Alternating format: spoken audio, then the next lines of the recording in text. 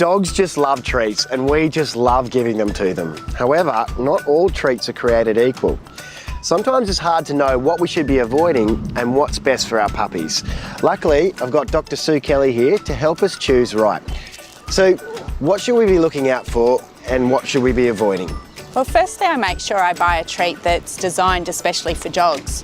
Human foods can be poisonous, things like sultanas and chocolate, and others are really rich in calories and higher in fat, so it's just good to avoid them in the first place. I want to make sure treats are safe and are made of good quality ingredients.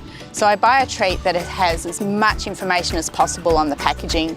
The ingredient panel is really important, and I look for a product that has meat as the first ingredient.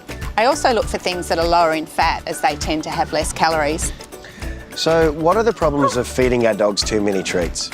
Overweight and obese dogs is the biggest preventable health problem in dogs, exactly the same as people in Australia.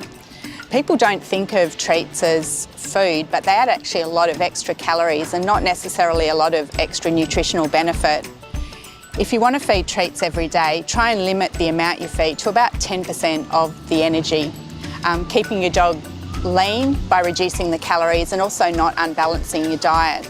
It's a really good idea to feed a good quality commercial pet food and limit the amount of treats, so that way you can ensure that your dog gets all the vitamins and minerals that they need.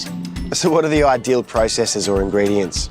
I prefer meat as the first ingredient, and I want to know that rigorous quality processes are in place. So if you look at this VitaPet chicken tender as an example, it's made in a human grade factory where the people use masks, hairnets and gloves. We use natural antioxidants such as rosemary and vitamin E to ensure product freshness. And pure chicken breast fillets are actually put on oven trays and baked in an oven for about 16 hours and then hand cut into strips like this. The best thing is they're 97% chicken breast and they only have a 1% fat level. What about puppies? They seem to get lots of treats. Yeah, new pet owners tend to feed lots of treats, especially when they start training their puppies, but it's more important not to overload puppies with treats because what it can do is unbalance the diet that's needed to keep their bones and joints healthy.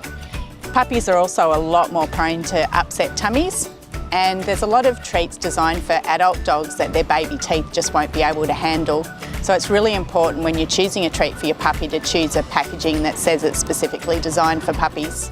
Well, thanks, Sue. I'm sure most of us hadn't put that much thought into our treat choices. Whereabouts can we find the VitaPet treats? They're available at supermarkets and leading pet stores such as Petstock.